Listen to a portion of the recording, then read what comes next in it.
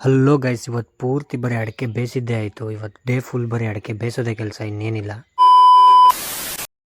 Hello guys, ಇವತ್ತು 5 ಗಂಟೆಗೆ ಎದ್ದಿದ್ದೆ. ಯಾಕಪ್ಪ ಅಂದರೆ ಇವತ್ತು ಅಡಿಕೆಗೆ ಮಿಷಿನ್ ಕೊಡೋದಿತ್ತು. ಅದಕ್ಕೆ ಬೇಗ ಹಾಲೆಲ್ಲ ಕರೆದಾಕ್ಬಿಟ್ಟು ಮೇಕೆಗೆಲ್ಲ ತಿಂಡಿನೂ ಇಟ್ಬಿಟ್ಟು ಬೇಗನೆ ಒಳಗೆ ಕಟ್ಟಾಕಿದ್ದೆ.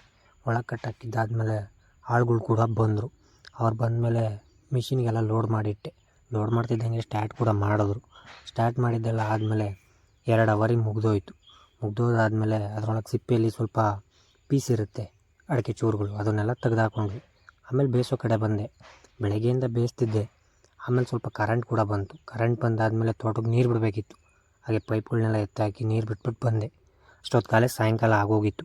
ಸಾಯಂಕಾಲ ಫುಲ್ ಆಲೇ 90% ಬೇಯಿಸಾಕಿದ್ದೆ. ಇನ್ನೊಂದು 10% ಮಾತ್ರ ಬಾಕಿ ಇತ್ತು. ಆ 10%ನೂ ಬೇಯಿಸಾಕೋಣ ಅಂತ ಬೇಯಿಸಾಕೋ ಅಷ್ಟೊತ್ತಿಗೆ 10 ಗಂಟೆ ಹಾಗೆ ಹೋಯ್ತು ಅಂದ್ಕೊಳ್ಳಿ. ಸ್ವಲ್ಪ ಹಾಗೆ ಗೋಟ್ಗಳು ಕೂಡ ಬಿಟ್ಟೋಗಿದ್ರು. ಆ ಗೋಟ್ನೆಲ್ಲ ಎಬ್ಬಾಕೊಂಡ್ವಿ. ಎಬ್ಬಾಕೊಂಡು ಫುಲ್ ಎಲ್ಲ ಬೇಯಿಸಿ ಮುಗಿಸಿದ್ವಿ. ಇವತ್ತಿನ ಕತೆ ಇಷ್ಟೇ. ಸಿಗೋಣ ನೆಕ್ಸ್ಟ್ ವ್ಲಾಗಲ್ಲಿ. ಬಾಯ್.